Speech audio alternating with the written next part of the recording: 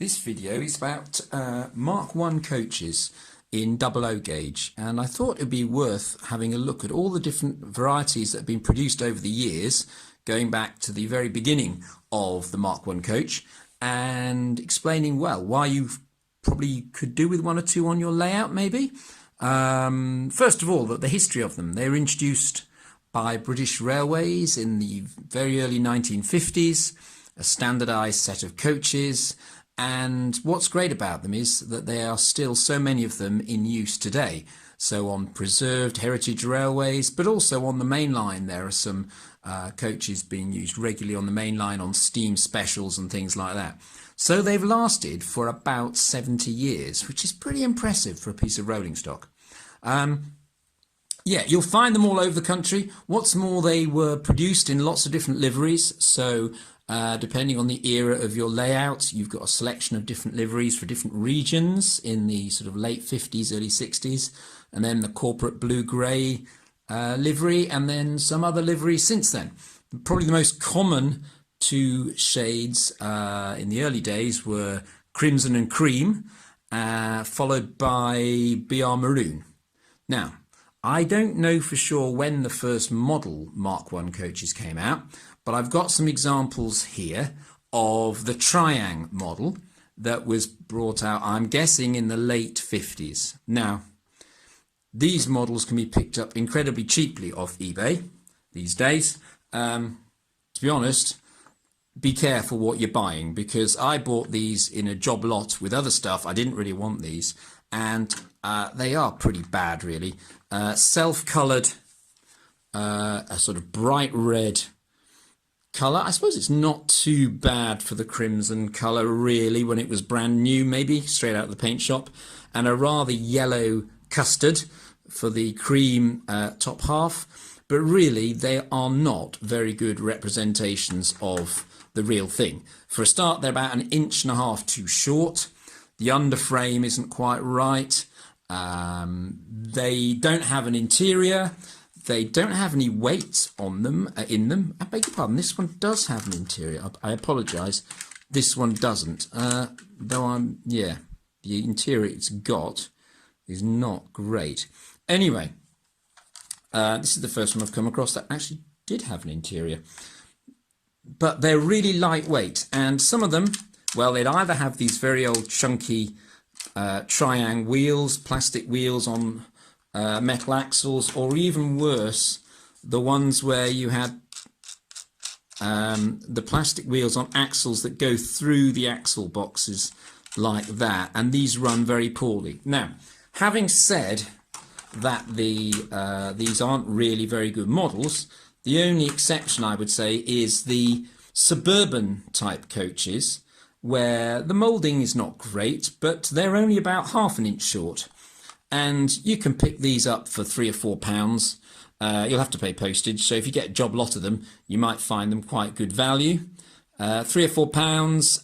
Yeah, they are a bit shorter than they should be, about 1/2 inch, as I say. But compared to the Bachmann Mark 1 suburban coaches that work out on eBay at, well, typically about £15, these obviously represent very good value for money. However, the wheels do need replacing. Now, I was fortunate enough to buy a job lot of these where the previous owner had already replaced the wheels. They cut off these metal axles, they put in pinpoint bearings, and they put in nice fine scale wheels that run over modern track. There's no way these horrible old Triang steamroller width wheels are going to run on modern track.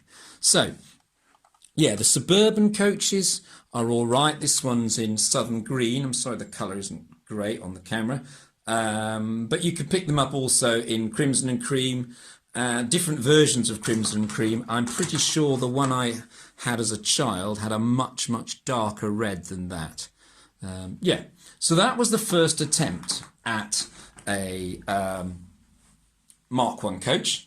Now, probably a bit later, Jouef, in their Playcraft range, also produced some Mark 1 coaches, but they are to a slightly smaller scale. They're the same gauge, they'll still run on double O track, but they were produced to something Not really HO scale, which is 3.5 millimeters the foot. They were even shorter than the Triang ones, I believe, but they were not as high, not as wide. Now, they came with an interior, but like the Triang ones, they're very toy-like, and I wouldn't recommend them unless you really are keen on getting some very cheap rolling stock. They do look a bit small alongside normal Doublo gauge coaches. Now, Triang then realised that their models weren't up to scratch, and they decided to come up with a larger scale length model. Now, this one must date from, I guess, the late 60s, early 70s. In fact, I'm just checking. It says Triang on the bottom. You probably can't see that, it's too dark.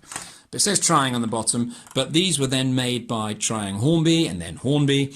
And these last in the Hornby range for an awful long time. Here we've got a composite coach. Now, some people don't think much to this model. Apart from the rather simplified livery and rather crude livery, I think that these models are actually quite good. You know, yes, the windows aren't flush, but they're not actually, the sides of the coaches aren't actually as thick as the later Lima Mk1 coaches. Probably the biggest weakness, I would say, with the Hornby Mk1s from this era is actually that they only produced a very limited range. Your typical train of the 1950s or 60s might have had a mixture of all third or second class, open second class, corridor second, maybe a first class coach. Whereas the Hornby one only produced a brake third or brake second and a composite coach, along with a buffet coach and a sleeper. Now, not many parts of the country ever ran sleeping cars, so it was a bit of a strange choice, really. If you wanted to get a full range of coaches, you couldn't just use the Triang Hornby range, which was a bit of a shame, because in other ways the design was really quite clever. They had an underframe that was common to all of the different coaches, and all they varied were the sides and the roof, and I think the roofs were fairly similar. But I thought it was a rather clever idea, having a common underframe, which also featured the ends and so on with the buffers. So all in all, not a bad choice of model, really, and I quite like them. But as I said, the livery was rather basic. They lacked lining in some cases, or the lining was, you know, for example, a blood and custard Triang coach, blood and custard coach should have a thin black line along the waistband, whereas the Triang didn't have that. And the maroon ones might have just had a very thin yellow line, where it should have been a gold, black, gold line on the waistband. Not bad. Variety of liveries. Some of the liveries were bogus. So they had green ones that they would have they put on Southern Railway on the side. They had chocolate and cream ones that they called GWR rather than the Western region of BR, and the maroon ones were often labelled as LMS rather than the maroon colour that the Midland and Eastern regions of British Rail had in the late 50s.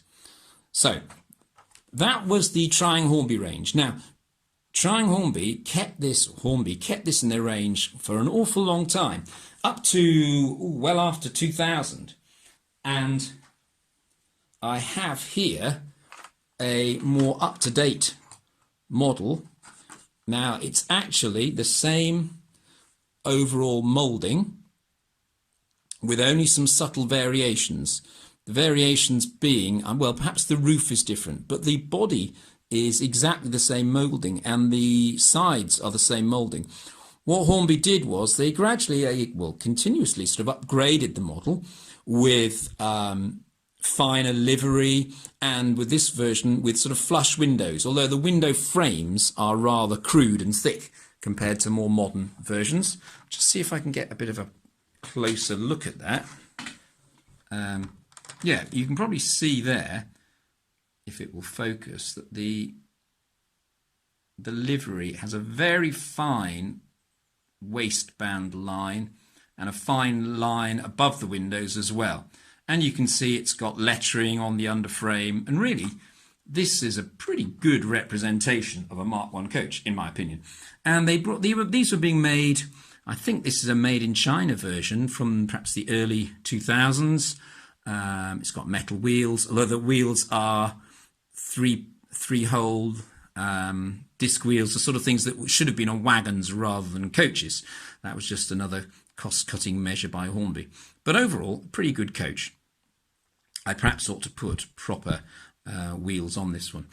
People didn't particularly like the moulded big couplings that were part of the bogie, so if you wanted to change those, you'd have to cut them off. But overall, a jolly good model, I think. Now, one perhaps retrograde step, yes, the roof is different, is that the seams or the joins of the different panels on the roof are rather more pronounced, and many people have criticised more recent models of the Mark I coaches because the panel lines are much too pronounced, whereas in the earlier models you can just see a faint line, you can barely see that. And even I don't know if you can pick it up on the Triang model, the early Triang model, but the Triang model has a very faint line on the roof, which is probably more to scale than this more modern moulding we've got dating from about 2000.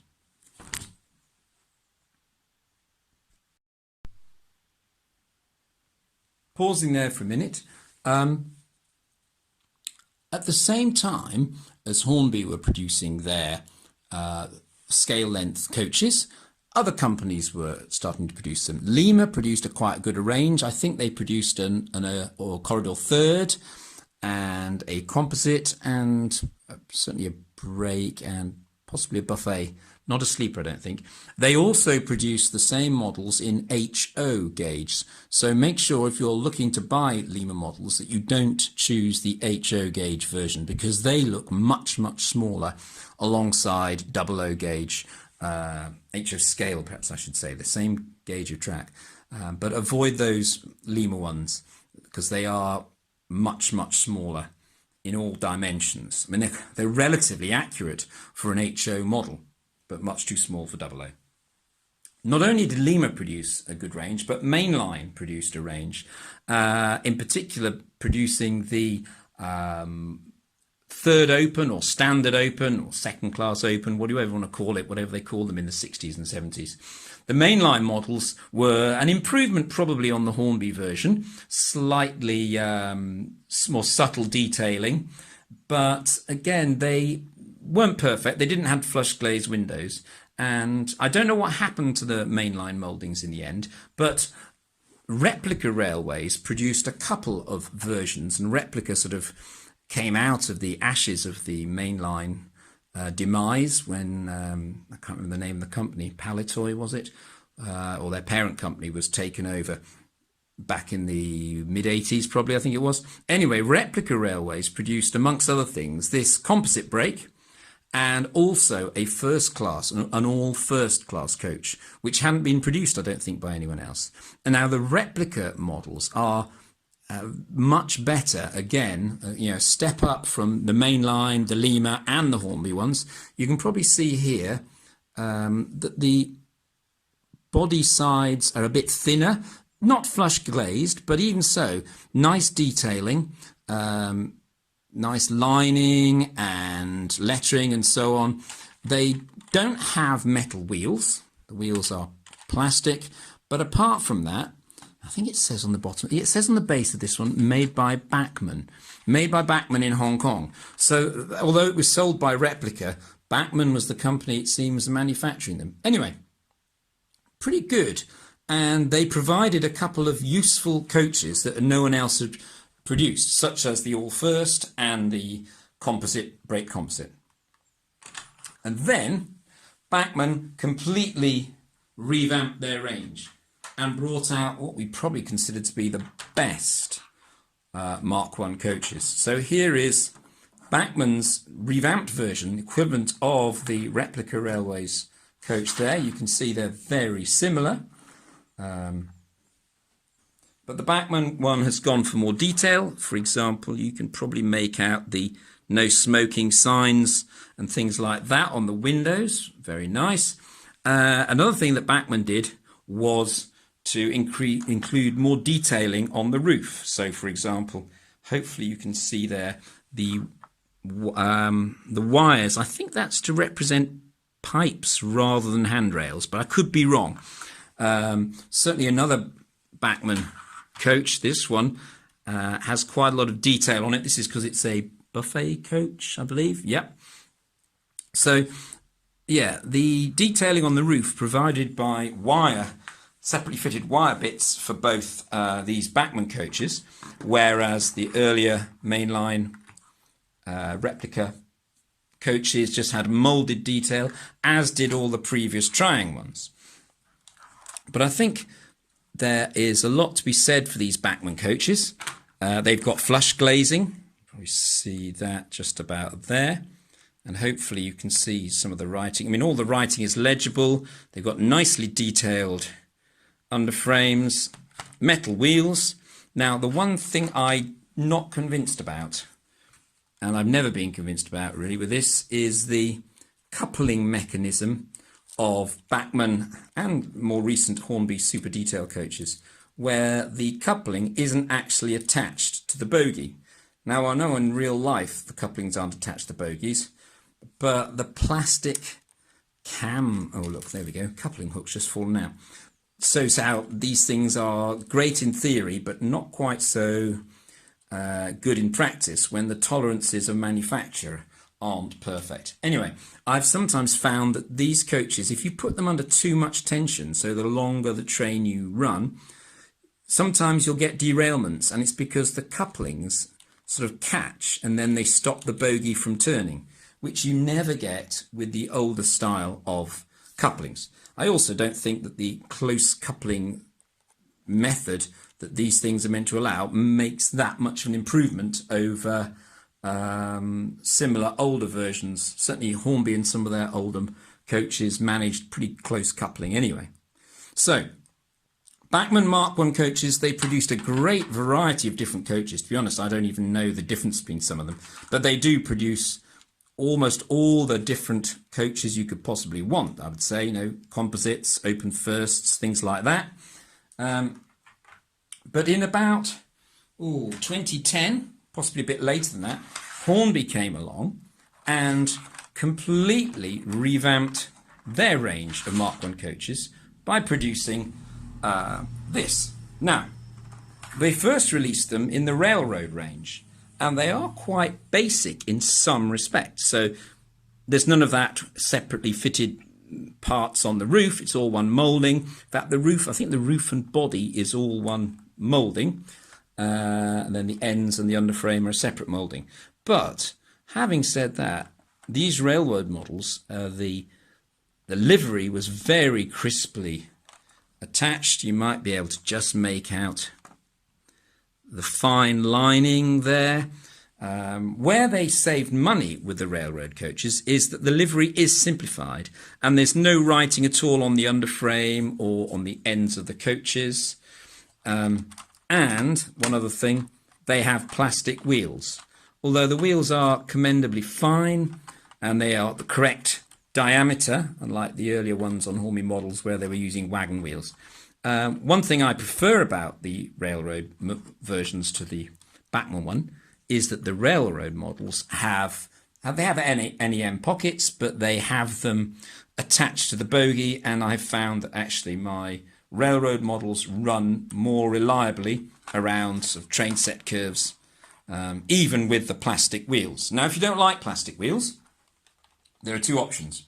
You can buy a set of metal wheels from Hornby. They're quite expensive these days, metal wheels. You know, they can be sort of 15 to 20 pounds almost. I've seen them advertised for 20 pounds on the internet. So, you know, it's quite expensive to upgrade your plastic wheel coaches. However, there is also a sort of higher spec range of Mk1 coaches that Hornby now make. For example, they've started making, I think they make, well, they've made a few new coaches like an all first, I think. Anyway, this is one of the higher spec models. It came with metal scale wheels, correct scale. It comes with extra detail on the underframe in terms of printing, and it's got some, are they no smoking signs? I can't see from here, but yeah, I think they are. It's got a little bit more livery work, but it works out quite a lot more expensive. The railroad coaches are, in my mind, the best value coaches Hornby have ever made. I mean, when I bought these, they worked out at typically about £15 each. This is going back 5 years.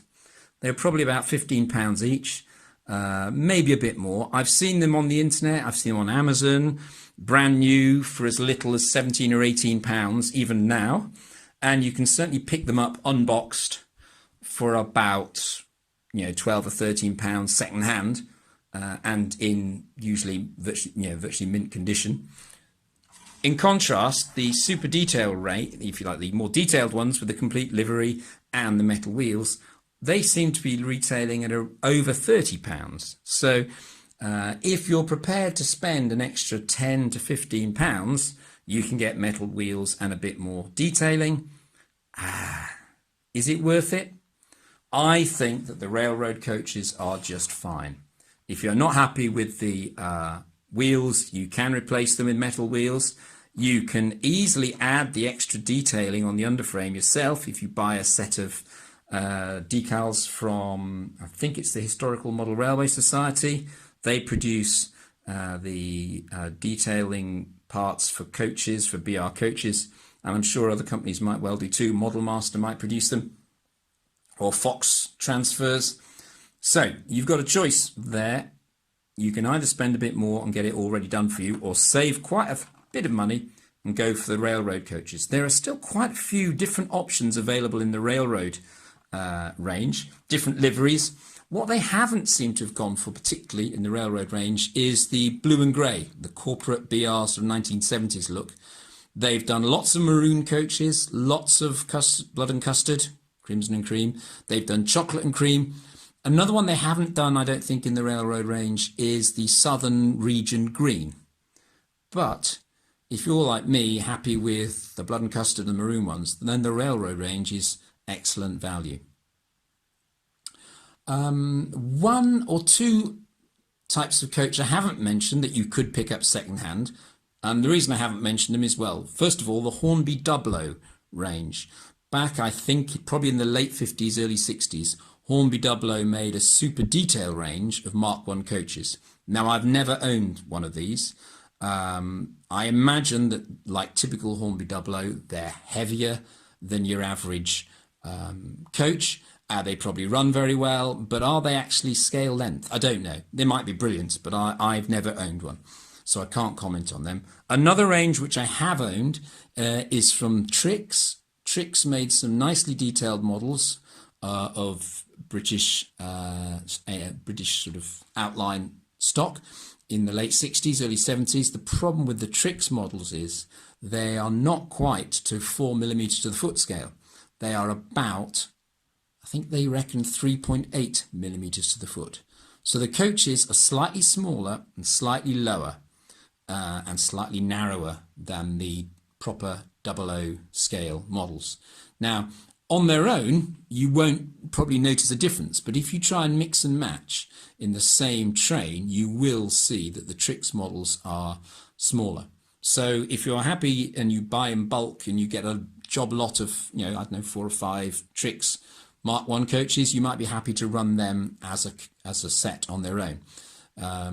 But just be warned, they are smaller than Hornby. Okay, well, I hope you found that useful. I've covered quite a lot of different coaches there. Personally, I would go out and get some railroad models if I were you, because I think they're nicely detailed. For the price, they are still excellent value at a time when people are complaining about how the cost of everything has shot up. Railroad models still represent good quality and good value. And remarkably, considering that the Hornby toy-like sort of 4-wheel coach has a recommended retail price these days of about £18, you can pick up a railroad coach for only a little bit more, and this is most definitely not a toy. This is a very accurate scale model. I mean, look at the flush windows, the flush glazing, the beautifully fine window detail there. All in all, a cracking good model. Okay, hope you found that useful. Bye for now.